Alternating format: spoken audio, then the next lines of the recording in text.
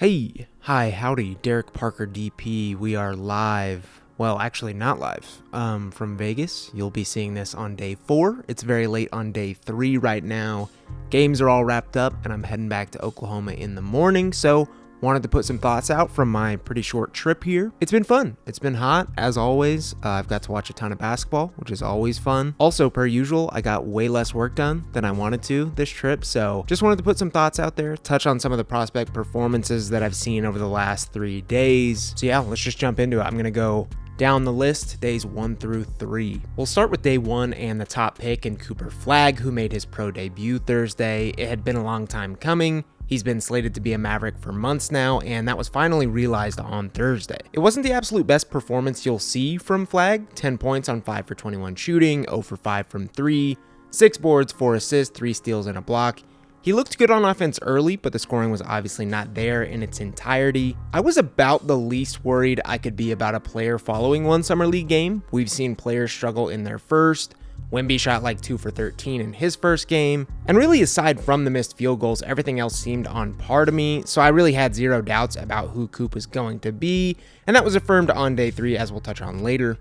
Moving on to the Pelicans' first rounders, and we'll start with number 7 pick Jeremiah Fears. His first game somewhat reaffirmed some of my evaluation on the 6'4 point guard. 14 points, 2 assists, 2 steals, 7 turnovers. Are the turnovers, the shot selection somewhat of a problem? Sure, but those highs that we saw at Oklahoma in terms of his shot making, handling, and overall feel stuck around for his first Pelicans performance. I still don't know if I can point to specifically what it is that makes me like his game so much. He just moves like such a pro, I can't explain it. And then on the flip side of that was Derek Queen, 13 points, 10 rebounds, 3 assists, and 7 turnovers himself. While the feel and skill-based scoring is tantalizing, there were massive defensive concerns overall. The process is just somewhat hard for me to envision in the big leagues at times, but I will say it was quite a bit better offensive start than I was expecting from Queen. And those opinions will be completely reversed for other evaluators and some of you watching. Some people won't be able to look past Fears' woes and see the high end, just as you'll see the way Queen plays and worry less about his defense. Immensely fun and interesting draft class for the Pelicans this year.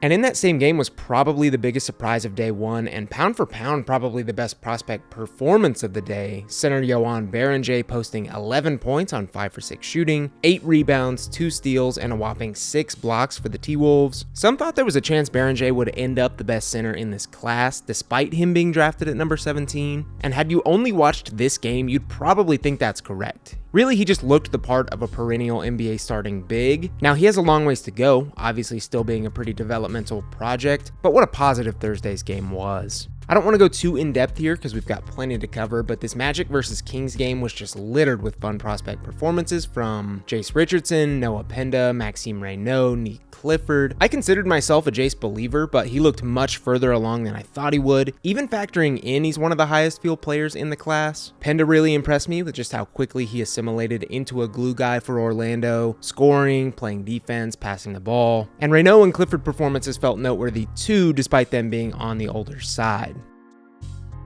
Kicking off day 2 was the Kasparas Yakuchonis show. He had a huge bounce back game for the Heat, and he certainly needed it. He had 19, 3, and 3 in the first half, and hit a few buckets in the second as well. We've now seen the peak, a 24-point outburst, and the valley, his 4 points per game on 9% shooting in the California Classic games. I think the truth of where Yakuchonis is at as a prospect is somewhere in the middle, obviously. At the end of the day, I still just think his process is too good. He's been a way better defender than given credit for. I'll touch on it here because I think it most applies to Yakuchonis. I don't want to blanket excuse tons of prospects, but more of the skill-based guys, Yakuchonis, Knipple, Queen, even Cooper Flagg to some extent, are just not tailor-made for Summer League. You're allowed to foul more. It's even more physical due to that. The spacing is almost always bad. Those types of players just do better in the more thought-out, less rushed NBA, and I think that especially applies to Yakuchonis, so I don't think we've necessarily seen him at his best. I then watched this Hornets Jazz game in its entirety, and this thing was just laden with intriguing prospects. Cody Williams, Flip, Walter Clayton Jr., Isaiah Collier, Con Knipple, KJ Simpson, Tejan Salone, Ryan Kalkbrenner, Sion James, Liam McNeeley. If there was an all-time DP team, there's like 3 all-timers on these rosters. Liam McNeeley probably stood out to me the most, at least relative to where he was drafted. He looked pretty incredible out there. He hustled, knocked down shots, rebounded, legitimately initiated offense, which was surprising. He was downright possessed, and while it's just one game, it was also his first professional game ever. If there's a takeaway, it's that Liam McNeeley maybe just has more dog in him than previously thought, because he looked great. Kalkbrenner was a handful on offense, he looked the part, but his glacial pace on defense was pretty apparent. Just something to keep an eye on as he potentially contends for that starting 5 spot, maybe? Again, as we touched on, not worried about Knipple. I liked his process, he just didn't knock down shots. He won't necessarily be asked to create at like an incredible rate anyway. Sion continued to do glue guy stuff. And then on the Jazz side, Walter Clayton Jr. was spectacular again. Wouldn't shock me at all if the Jazz want him to get a ton of shots up, even as a rookie. And then Flip, Cody Williams, and Collier all looked like year 2 guys to me. That was a plus. And then moving on to day 3, which was obviously highlighted by number 1 versus number 2 in Flagg versus Harper, and it didn't disappoint. Flagg was able to see an offensive bounce back, scoring 31 points on close to 50% shooting, doing a little bit of everything. He got out in transition, hit a few triples, got going some in the half court. He was just extremely decisive all game and was rewarded for it. I'm intrigued somewhat by the Mavericks wanting to get him on the ball, let him kind of facilitate, initiate offense. I don't think it's the worst idea, but it's also not going to lend itself to Flagg looking like the best version of himself as a rookie, so just something to keep in mind moving forward. And then across from him was Spurs guard Dylan Harper, who made his pro debut. I've been complimentary of Harper, everyone has. I had him at number 2. I think he's awesome. Seeing him in person just somehow continued to raise my opinion of him. He's such a hooper. Like, just one of those players that when he hits the floor, you realize there's levels to it. Such a smooth scorer. He fit right in athletically, looked better on defense than I anticipated for game 1 of his pro career. And despite being on a minute restriction, he still managed 16, 6, 2, 2, and 1. I've said it before, but I think Harper's slated to be the second best Spur for the next decade in the most complimentary way possible. And I continue to think that San Antonio got them one. In the middle of the Flagg Harper bout, I had to hop over to the Cox Pavilion to cover the Thunder, who played the Pacers in Game 8 of the finals. I don't want to go too in-depth on the Thunder. They're fresh off a championship. We could talk about them all day. But 2 essential rookies in 2024 draftee Nikola Topic and second-rounder Brooks Barnhizer both really impressed me. Seeing a passer playmaker like Topic up close is an ethereal experience. I was fairly high on him in last year's class, but he has been so impressive in limited Summer League reps so far. He's probably the best passer I've evaluated in 3 years doing this. He's legitimately better athletically than he seems. He's got a decent first step. He's an unbelievably decisive driver. He's not bumped off his spots easily. He just has to refine that at-rim touch, which I think he will. It's just absurd to think that OKC has a player like this lying in wait. And then Barnhizer was their second-round pick at number 44, lengthy wing who's made his name defensively. If there was an all-dog team for Summer League, Brooks is first team, MVP.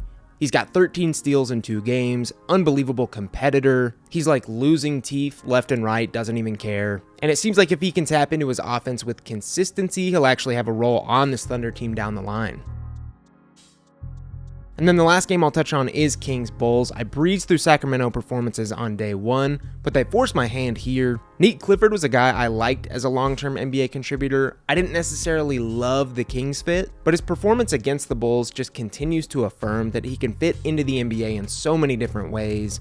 19 points on 8 for 13 shooting, 12 boards, he continues to be an elite rebounder, 5 assists, albeit to 5 turnovers, and then some decent defense intermixed. Reynaud, too, was impressive again. He's quite a bit more polished overall on offense than previously thought. He's been way better on the interior. If he can find a pathway to being a wash on defense, he is going to be such a nice piece moving forward in that front court. So it looks like the Kings have tentatively done well this year. There are so many other performances I could touch on that I just don't have enough time to. Trey Johnson, Ron Holland, Ugo Gonzalez, Reed Shepard, Hanson Yang, so many dudes I want to talk about, but we don't have enough time. But I'll of course have more videos coming out in the upcoming weeks and months. Let me know what kind of content you want to see in the next couple months. We have kind of a dead period after Summer League.